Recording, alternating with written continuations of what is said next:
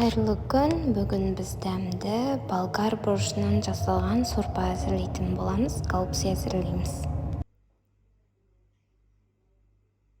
Ол үшін ең бірінші пиязымызды майдалап төртбұрышқты етіп турап аламыз. Одан соң пиязымызды, тартылған етімізді, яғни паршымызды, тұзымызды және бір кесе күрішімізді жақсылап араластырамыз. Және дәміне қарай қызыл бұрыш, қара бұрыш, сонымен қоса дәміне қарай приправа да қоссаңыз болады, қалауыңызша. Барлығын жақсылап араластырып аламыз.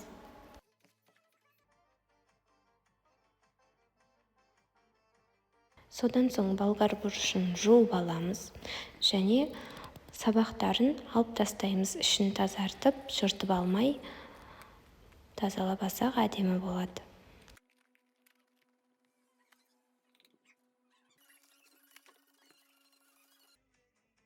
Ары қарай тазалап алған болгар бұрыштарына паршымызды, яғни салмамызды саламыз.